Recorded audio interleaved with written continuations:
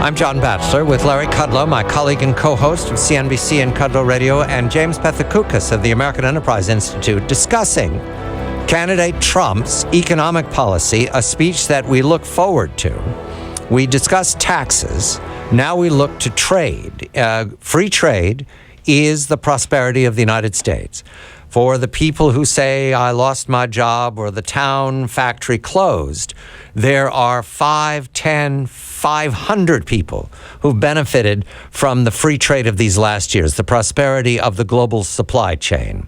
And that is not going to be reversed by claims of the candidate that he's going to punish companies for moving jobs overseas. That is not going to be reversed by reinstituting mercantilism.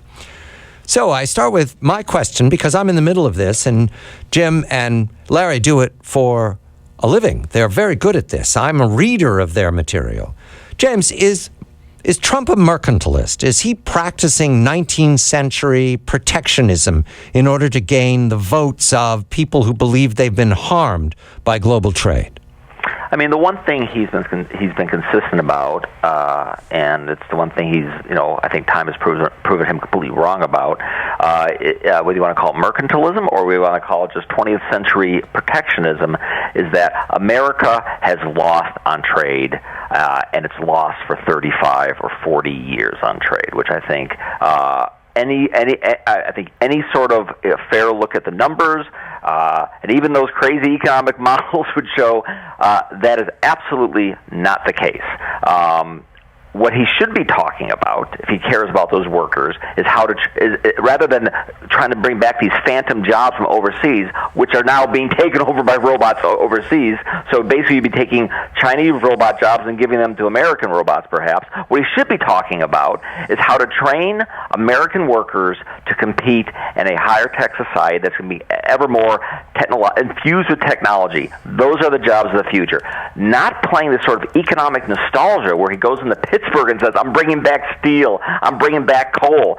Is that really his message for the young people in those areas? I'm going to have coal jobs for you in the future. I don't want my kid to be a coal miner. I'm sure a lot of those coal miners probably don't want their kids to be coal miners. So that is what we should be focusing on. Again, not this sort of retrograde economic nostalgia for an era that was not as good as when we're currently living. I mean, basically the whole pro-market turn in U.S. U.S. policy, economic policy since 1980, he's been against. He was against the 1986 tax reform. He wanted wealth taxes. He's against trade. And I think it's shocking that now he's being held up as like a pro-growth supply-sider because that's what he's been for the past day and a half. The voters are voting, and whether we agree or not, I'm a free trader. I tend to share at least some of Jimmy's views on this. I did not like the 45% tariff threat. Which you made go away, Larry. You made it go away. Well, I don't know if I did, but I know we actually talked about it publicly on the air. I haven't heard that talk from Donald Trump in quite a few weeks. Actually, it's been several months. In his foreign policy speech, gave me some hope that he would turn to negotiation because he mentioned that specifically in that speech. Now, the problem, though, I do feel in some micro areas in the U.S., trade has damaged their situation. And I do think there are some unfair aspects. So my take, quite simply, is try to tear down foreign barriers, okay, so we can trade with them and our people here can get the best quality goods at the lowest possible prices, and our companies can export. China breaks the rules, and they're not the only one, by the way. Japan breaks the rules, and others break the rules. So the question is how to deal with that. I mean, they counterfeit, they steal our intellectual property rights, they hack into our systems and so forth and so on. You can do it and try to punish, but oftentimes trade punishment does more damage to your home country than the other country. So I think Trump, who knows how to negotiate and is indicating that, at least recently, that that's the approach he would take. He wants to protect American interests first, and I think he's correct. And I think recent presidents have not done a good job negotiating with the Chinese. We have a lot of complaints, and we never seem to get anything solved. I also think there's a monetary aspect to this. Floating exchange rates are very harmful for a free trading system.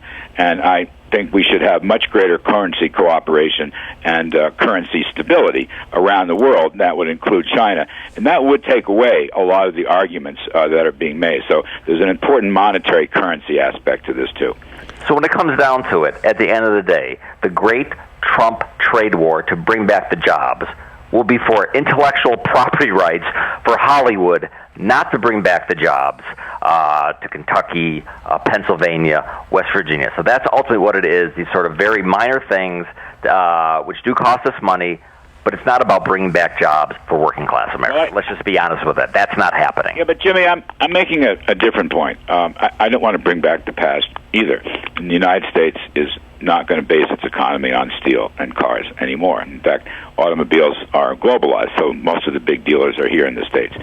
My point is a different point, though. I think that even Donald Trump overlooks the power of his corporate tax reform, which would incentivize, A, U.S. companies to stay put, and B, would make America a hospitable environment for global capital flows all around the world. I mean, I may be Pollyannish about this, but I truly think trillions of dollars will come here if we have a more competitive tax and regulatory Larry, a 15% corporate tax rate, we'd have all the French headquarters opening in New York. Well, all of them. You know, that's a good example, and they're not the only ones. By the way, we have onerous regulations which need to be rolled back. We need some, frankly, pro-business policies, both large and small business.